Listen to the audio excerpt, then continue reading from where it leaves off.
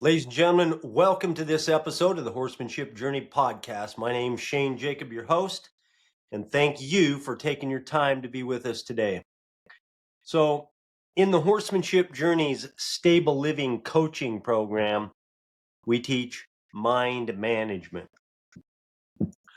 Well, isn't that hunky-dory, Shane? What the hell is mind management? So, mind management, what does that even mean? So, when I say mind management, what I'm talking about is a few things. It's understanding what thoughts are, okay?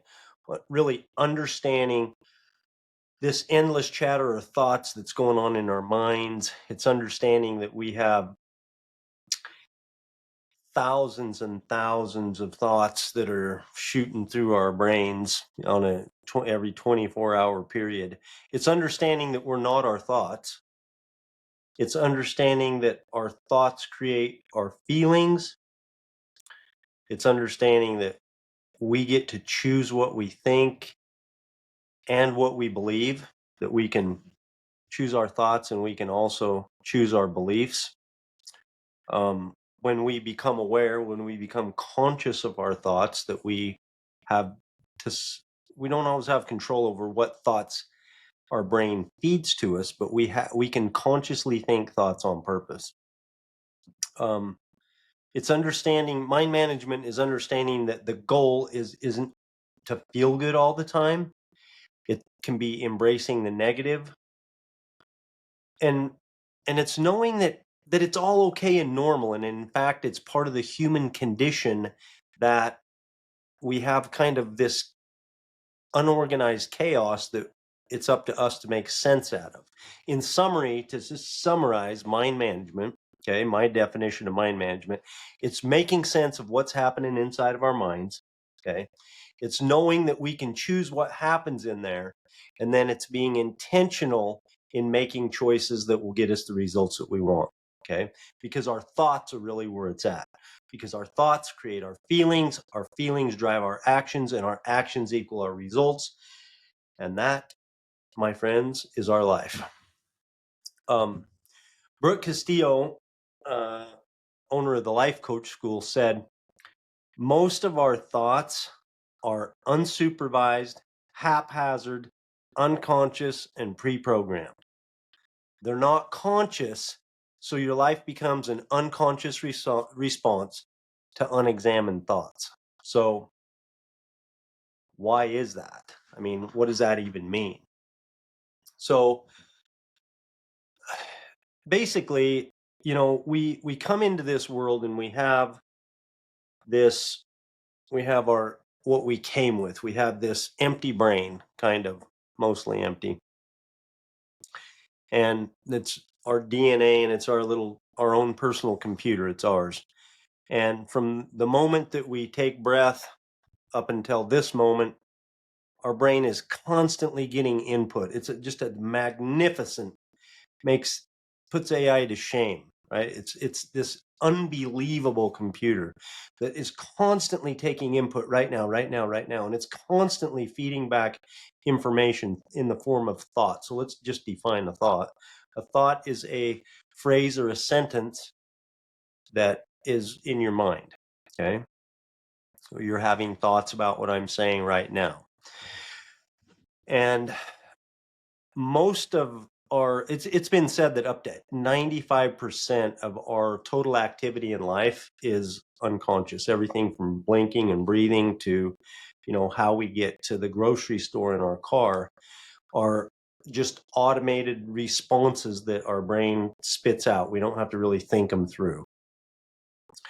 And so as we go on throughout of our lives, okay, and our supercomputer, our own personal brain, is taking all this input. It's everything that happens to us, everything that we do, everything that we observe with all of our senses is constantly being inputted. And as we go about our days, and our lives, it's constantly feeding us thoughts. Some people have said 60,000 every 24 hours. The last I heard somebody recently say that it was, like 6,700. Whatever the case, it's thousands and thousands of thoughts a day that our brain is feeding to us. And we're not conscious of most of those thoughts. And so we can, you know, if we don't identify basically what thoughts are, and we don't come to know that we can have control over, that we can choose some of our thoughts and we can change our thoughts, and that we can think things on purpose, about things that don't serve us. Now, some of these things we don't need to know. In other words, here's something that I don't really need to change or know about. Um, if if my brain tries to protect me from danger, let's say a car's coming toward me at a high rate of speed, and my brain gives me a thought, run, and so I run and I move out of the way of this speeding car towards me. That's just something that happens that I don't need to change because that thought serves me. It just saved my life.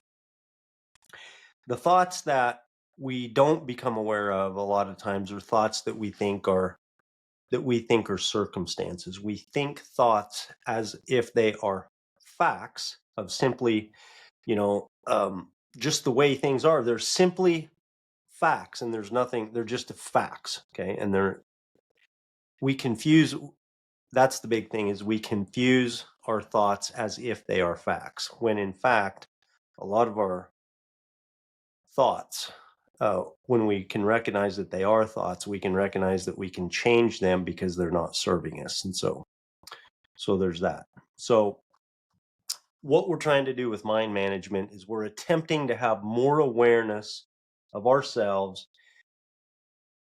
We're working on living with more intention and working with living more on purpose in order to attain more of our potential. That is why we work on mind management. So in stable living, okay, in our coaching program, we use 4 principles that we see in horses. What I mean by that is, in other words, the principles, they can be seen in horses when horses interact with each other and when they interact as people. And we use these principles as the basis for making decisions in our mind management so that we get the results that we want if we use these 4 principles as, as the foundation, if you will, for making decisions on purpose. So as we begin to manage our minds purposefully, we begin to intentionally choose our thoughts, and we use thoughts based on principles, these principles that we see in horses that lead to an extraordinary life. Now, the horses didn't come up with these principles. These are foundational, like natural law these are universal truths, these principles that that horses demonstrate, so we can see them in horses, and that we can kind of resonate with that, and it makes it easy to learn and easy to accept. And it's kind of interesting to see horses and how we relate the principles to horses in the horsemanship journey.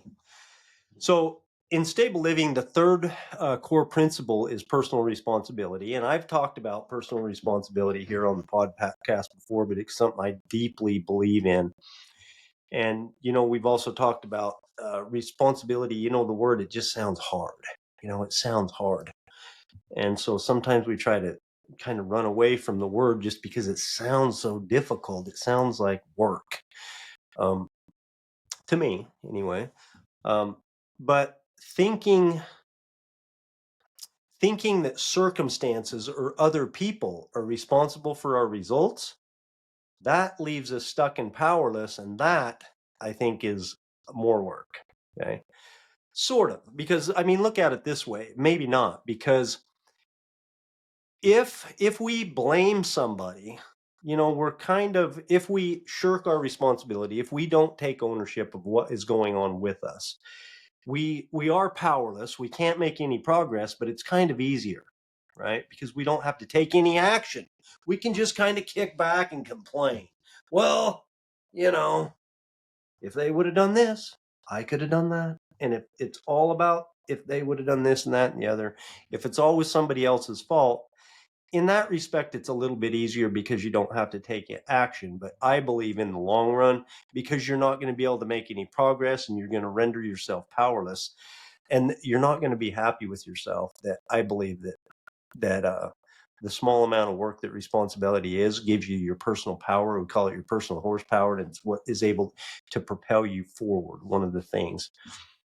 In fact, I've said that taking complete ownership of ourselves is like a shot of energy. It gives us the power to make progress towards what we want and accelerates reaching our goals. That's a quote by Shane Jacob. Usually we look at examples of how we blame our horses for what they do or don't do as examples of irresponsibility, like, my horse doesn't like this or that, or my horse won't do this and that and the other. For example, my horse won't cross water, or my horse won't load in a trailer, or my horse doesn't like to be tied. We say that like it's all about the horse and there's nothing that we can do about it, even though we're half of the relationship.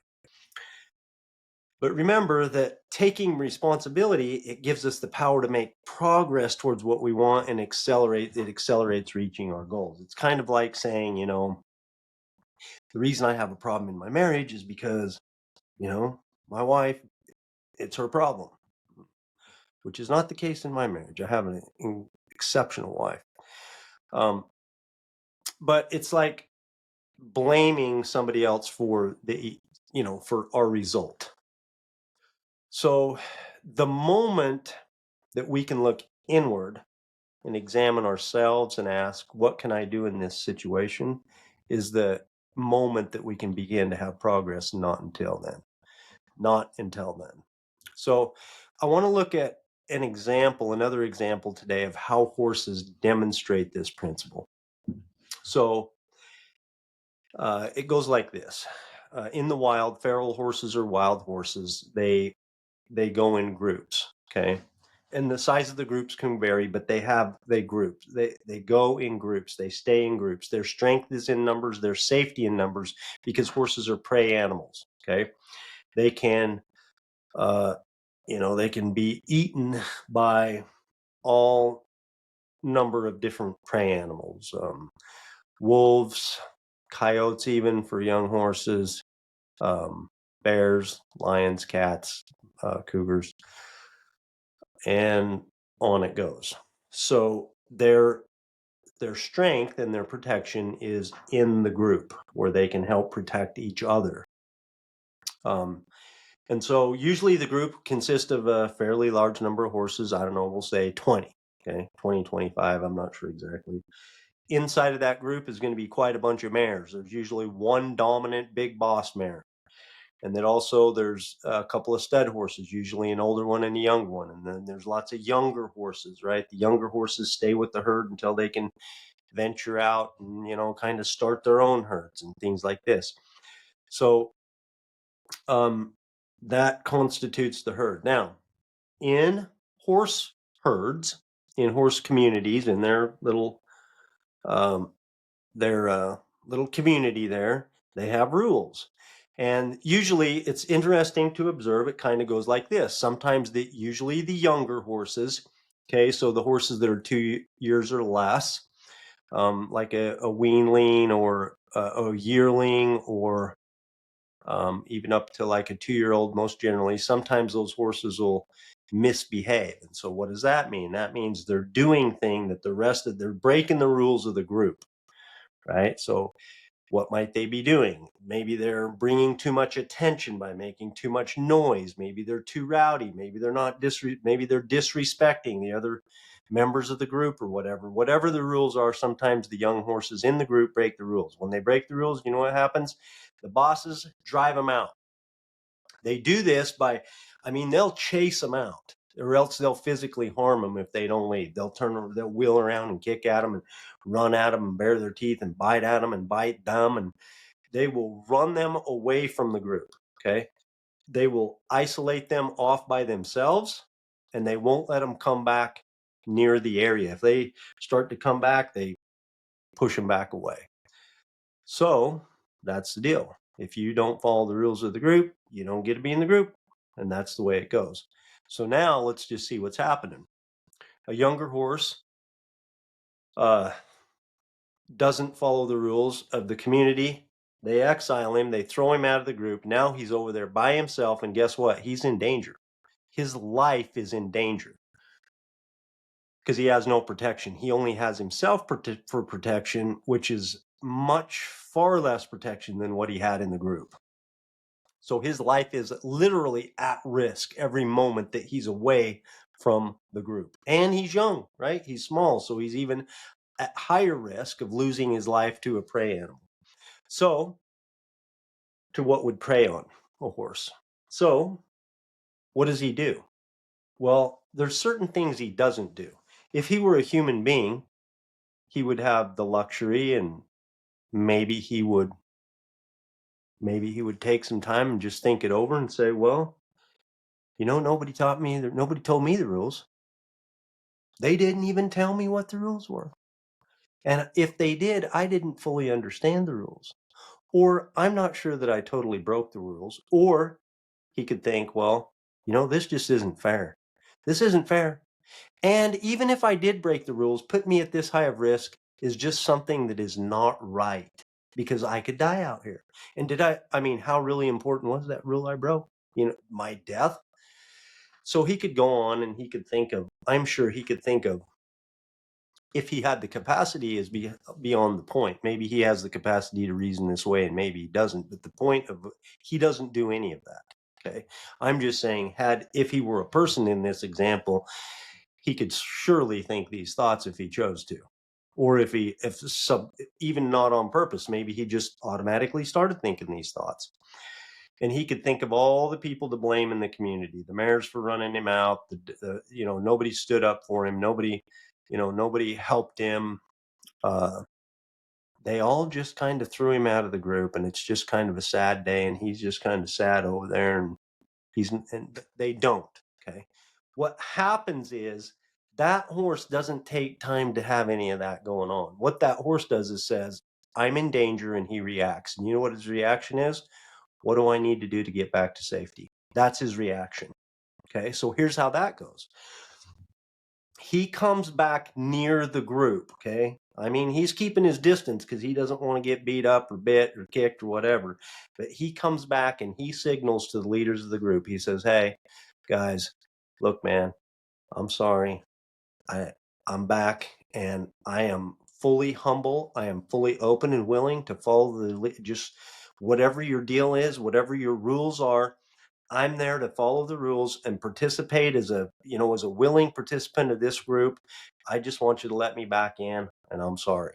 He sort of communicates that, and here's how he does it. He comes back to the edge of the group. He puts his head really low to the ground, just a couple of inches off the ground, and he paces a line back and forth just at the outside of the group, okay? A back and forth, usually kind of a straightish line. He'll put his head down and he'll walk the line back and forth, and he does this other motion with his lips. He does this kind of a chewing and licking motion, and he's not eating or anything or drinking or anything, but he does this motion. These motions, what he's doing, he is communicating to the leaders and to the group that, hey, you let me back in. I'm all good. I learned my lesson. No more breaking the rules. I'm with you guys.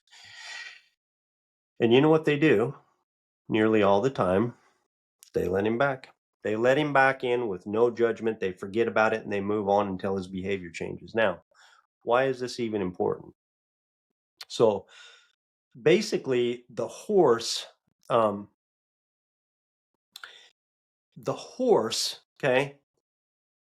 I'm going to say it again. He doesn't take time to think about or do any of that. He gets himself, but someone else, okay, other horses force him into a position of danger where his life is at danger. And the first thing that he does is say, how do I get back to safety? And then he comes back and goes through the process and gets back to safety as soon as he can, okay, before he dies, hopefully. So what he does is he says, what can I do to change my situation get back to the desired result that I want? And then he takes those actions and gets himself back to safety. So just think about that for a minute. Okay. What if, what if it were possible for you and I to get to a place in our lives where we reacted more like the horse more or all of the time? What if, when something happened, there were no more listing all the circumstances? Well, this happened and this happened and this happened. I'm making all the excuses. No more listing all the excuses of why everything went wrong and why we didn't perform and why it didn't work and why we're in this bad spot and on and on and on. No more complaining about it. Ever just whine to people and just there's no end to it. There's no point, no reason. You're just complaining, right? No more complaining about it. No more shaking our heads for disdain for somebody else's behavior and just super blaming other people. No more blaming whatsoever. No more trying to justify, you know, like trying to justify our actions. The horse didn't sit over there and, just come up with all these reasons of why he thought it was a good idea to misbehave. No, what he does is just change his behavior and solve the problem, come back to the group. No more justifying. No more facilitating the irresponsibility. So what do you mean by that, Shane? What I mean by facilitating is no more listening to, participating in, or being the one to spread the discussion, facilitate the discussion about the blame. No more gossiping, no more wasting time in any of that. What if when we didn't get the result that we wanted, when we did something that we weren't happy with, or when someone did something to us that we weren't happy with, when something just happened to us that was beyond our control? What if when we wanted a different outcome, we didn't focus anywhere except for where the horse does, right here? What if when everything went wrong and everything went bad, and our first and automatic and even a lot of times unconscious, if we're not paying attention to it, this unexamined thought leads us to go over there and start blaming somebody else and looking elsewhere, elsewhere, elsewhere, elsewhere? What if at those moments we could train ourselves to have the awareness to immediately look here and say, what can I do? What can I do to change my result, improve my position, get a better outcome? Or what could I have done and what can I do next time to have a better outcome? What would life be like if that became our automated response, or if that became our conscious response that we purposefully thought through and acted on? What it would be like is that we would be constantly moving in the direction of where we wanted to be instead of being bogged down in the powerless wasteland of irresponsibility or death in the case of this wild horse. Those are thoughts. And that is responsibility. And I thank you for you taking your time to be here with us today on the Horsemanship Journey podcast. Remember, you can never fail as long as you don't ever stop chasing it.